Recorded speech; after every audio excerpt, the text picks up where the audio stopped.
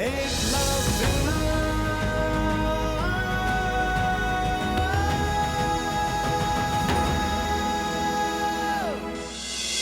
बालक की मृत्यु उसके कुलवंशी के हाथों ही है।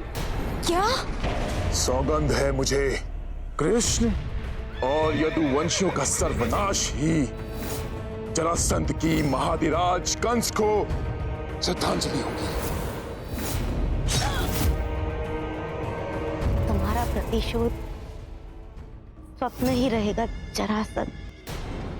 वो वधु, मेरा पुत्र, तुम्हारी पहुंच से बहुत दूर जा चुका है। दूर रखो इस दुष्ट प्राणी को। ये मेरा सुमेरु का पुत्र कहलाएगा। एकलव्य!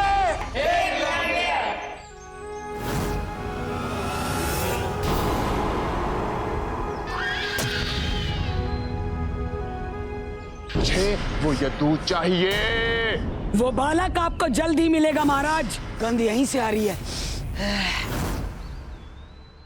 धनुआ से सुरक्षा के लिए तुम्हें ये चाहिए। चंद्र ग्रहण से पहले वन देवता की महापूजा का अनुष्ठान करना है और उसमें 1001 जानवरों की बलि देनी है। धनुआ के लोगों के जैसे भाला बना रहा हूं ताकि ये दूर जाए। यहाँ शूल नहीं, एक ऐसा शस्त्र चाहिए उसके अंदर आग हो और सामने शीतलता। पापा ने तो कह दिया वीर शिरोमणि, पर हम करेंगे क्या? एकलव्य, कुछ तो बोलो। अपना सब तुम्हें ही करना है। और वैसे भी अगर देखा जाए तो ये सब कुछ तुम्हारी वजह से ही तो हो रहा है। क्या करेंगे हम उत्सव में? देखो, मैं तुम्हें एक बात पहले ही बता देता हूँ कि उत्सव के मामलों में मैं तुम्हारी कोई मदद नहीं कर पाऊँ। हाँ, मगर निशाना साधने का कोई खेल हुआ तो तुम लोग मेरी मदद ले सकते हो। सुंदर प्रस्तुति देनी है ना तुम्हें, और कैसे? इसका समाधान है मेरे पास।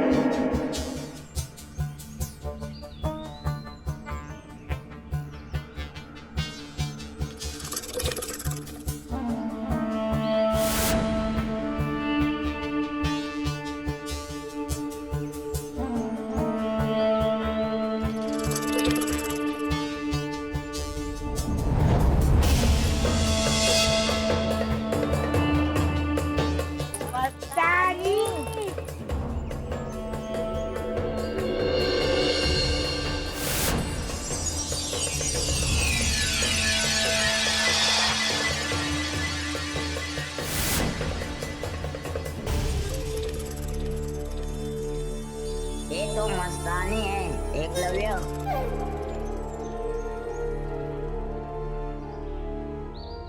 हाँ, मस्तानी।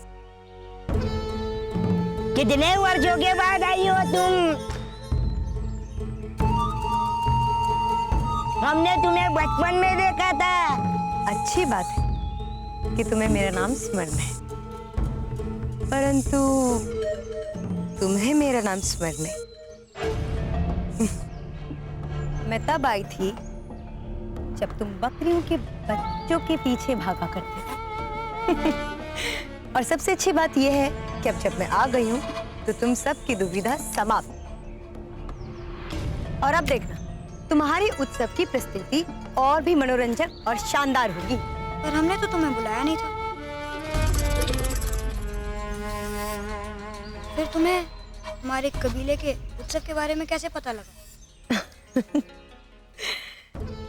मैं तो खुशियों में रहती हूँ। जहाँ खुशियाँ मिलती है बस उसी और चल पड़ती हूँ और फिर जी भर के नाचती हूँ।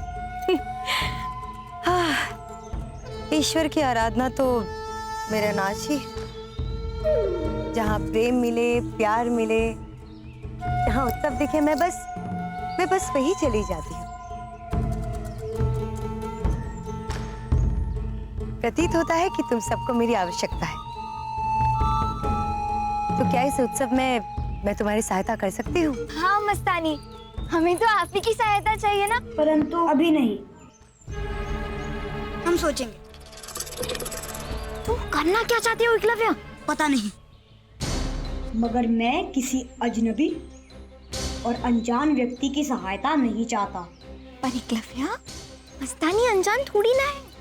किटन मिटन ने देखा है उसे, जानते हैं, पहचानते हैं वो उसे। वर्षों पहले देखा था, क्या याद रहता है? मस्तानी,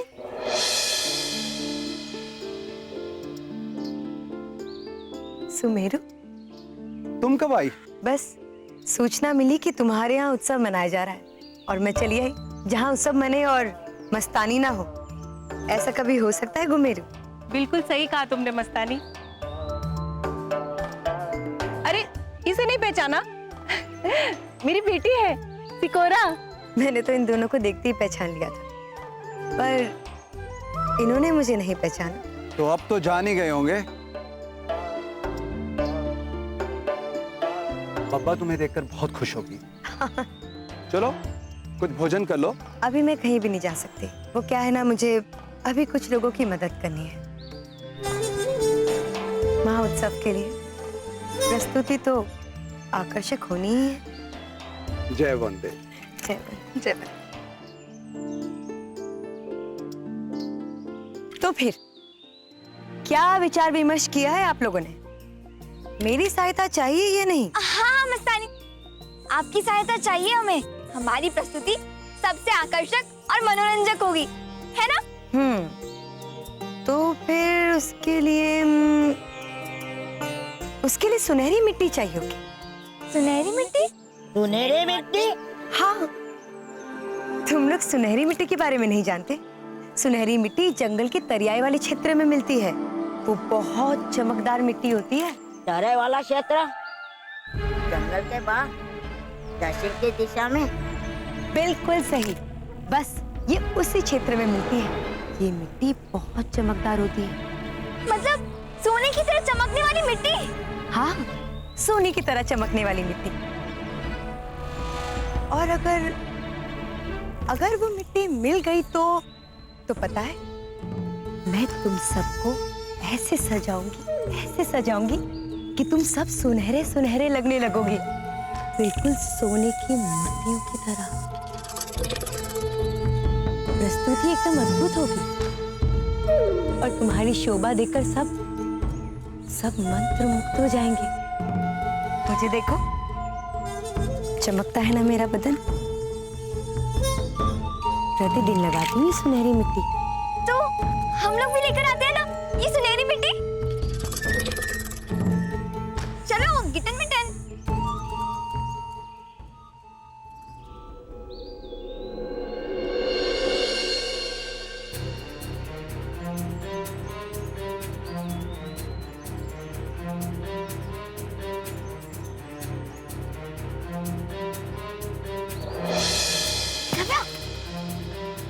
मुझे नहीं।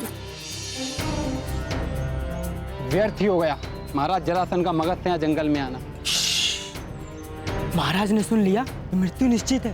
देखा नहीं उस धनवा को कैसे दंड दिया? अपने वचन का मान नहीं रख पाई, इसलिए महाराज ने उसकी नाक काट दी। शांत रहो। महाराज जरासंध आए हैं। चलो वापस चलें, चलो। एकलव्या, हम लोग यहाँ वापस आने के लिए नहीं आए। मैं नहीं आगे जाने वाला ना। कोई मत चलो, मैं अकेली जाऊंगी और वहां से उनसे पूछूंगी और अपनी मिट्टी लेकर आऊंगी। ठीक है, मत चलो, मैं जा रही। अरे अच्छा ठीक है, देखो हम जाएंगे सुनहरी मिट्टी लेने, मगर बिल्कुल शांति से। ना ही किसी से कुछ पूछेंगे, ना ही किसी को दिखेंगे, एकदम चुपचाप।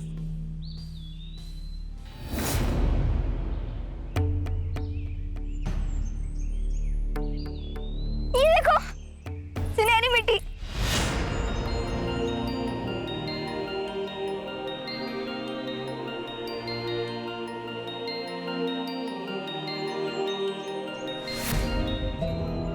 ये कौन सा जानवर है? अभी हमारे पास समय नहीं है गिटन, जल्दी से मिट्टी उठाओ और निकलो यहाँ से। तुम लोग मिट्टी उठाओ, मैं आता हूँ। नहीं, रुको गिटन।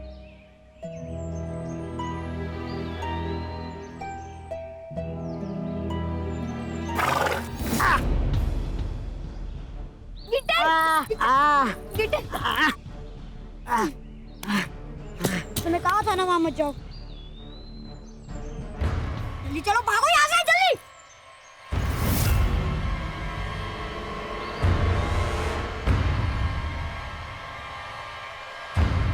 ये घोड़ा क्यों चिल्लाया?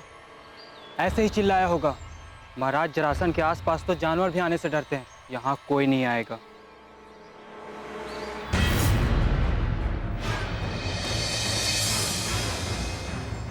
छोटे पैरों के चिन्ह हैं। बालक, जाओ ढूंढो। वो जाना जरूरी था। अब यहाँ से निकलने की सोचो। तुम कैसे भागेंगे? तुम्हें चाहिए थी ना मिट्टी, अब रुको।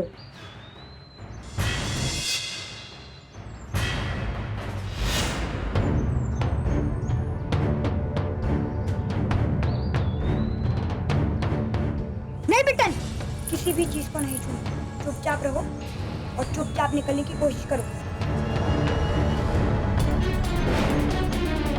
जल्दी ढूंढो, उसकी जान तो जाएगी ही जाएगी, साथ में हमारी भी जाएगी।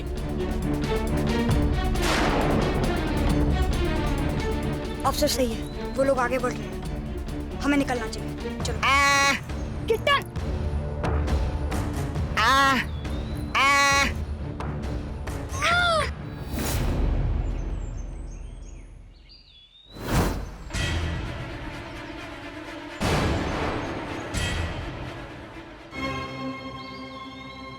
हम लोग तो बस सुनहरी मिट्टी लेने आए थे। अब इसी सुनहरी मिट्टी में तुम लोग गाड़ दिए जाओ।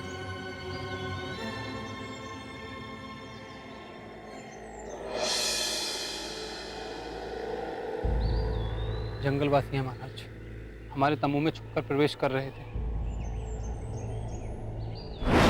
कोई तो है जो मुकुट में प्रवेश करने की कोशिश कर रहा था।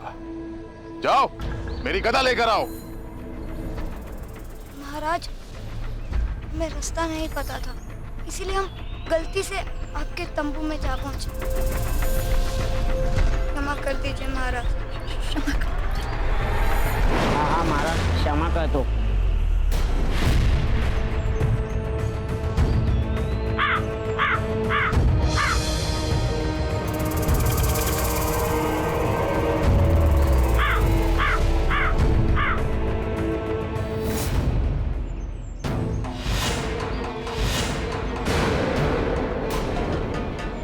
माफ कीजिएगा महाराज, मगर ये फल आप पे गिरने वाला था।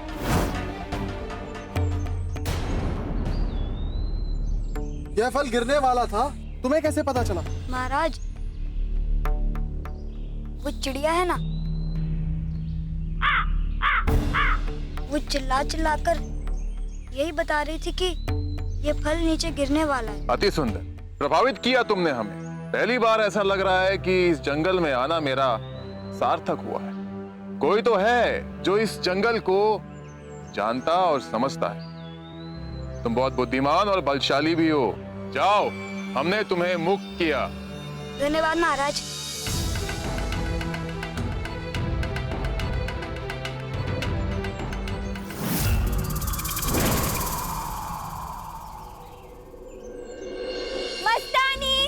मस्तानी, हम मिट्टी लेकर आ गए।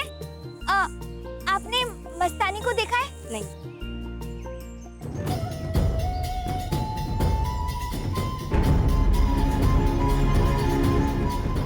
कहाँ थी आप?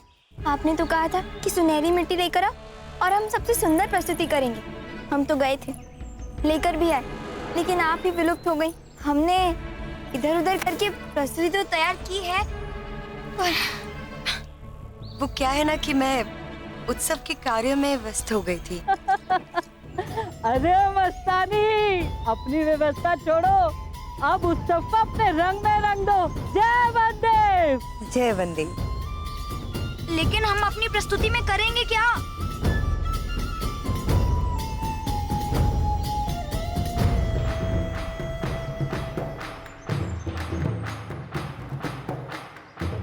मैं बताती हूँ कि क्या करेंगे। सुनो।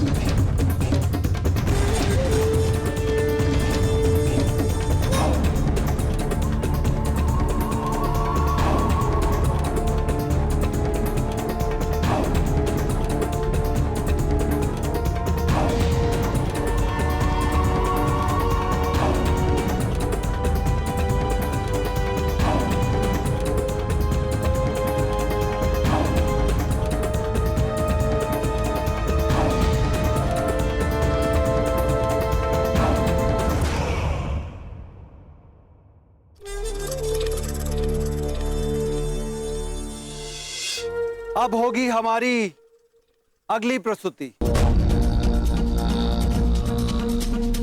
एक जंगल में जानवर दोनों मिलके रहते थे, एक दूजे के सुख दुख के सब साथी बनकर जीते थे। एक दिन उस जंगल की खुशी को ऐसे नजर लगे किसके, एक दुष्ट खूंखार राक्षस जंगल में थे आदम के। वह दुष्ट तो रक्त पिपासी थे, ब्रह्मदेव के आगे आ बैठी, कहती थी कि चंद्रग्रहण की रात में प्रलय मचा दूंगी, मूंगी बली मैं जीव जंतु की उनका रक्त में पी लूंगी, जंगल की सारी खुशियों में मैं तो आग लगा दूंगी।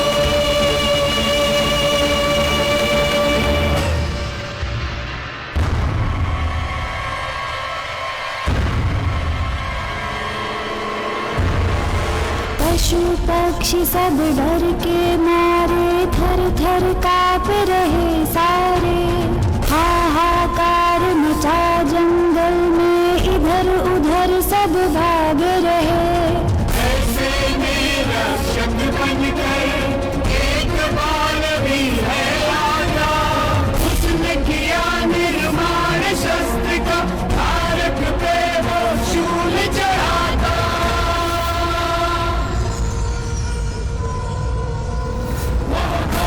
वीर योद्धा था निडर, मृत्यु से न डरने वाला था, शूल पे शूल चढ़ाता था, ना पीछे हटने वाला था। आखिर विजय हुई उस वीर की, दुष्टा मौत के घाट गई। शूरवीर योद्धा वो कहाया, उसकी जय जयकार हुई।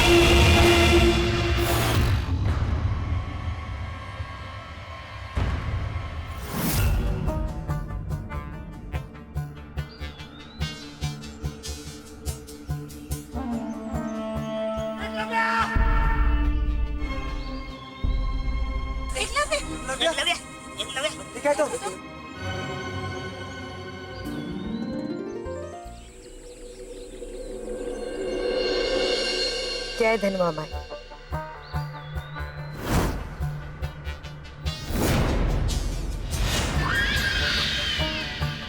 आपके आदेश का पालन कर रही हूं मैं। बब्बा के कबीले में आज उत्सव नहीं मनेगा।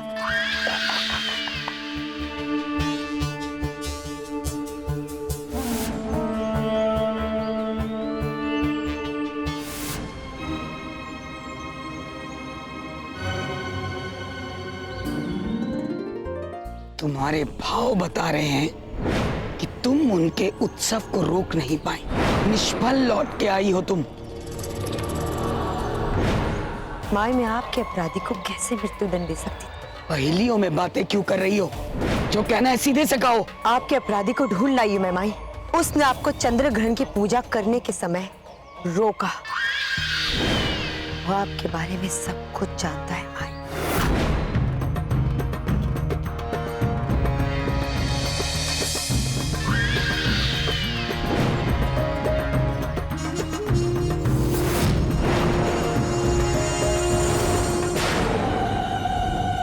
एकलव्य!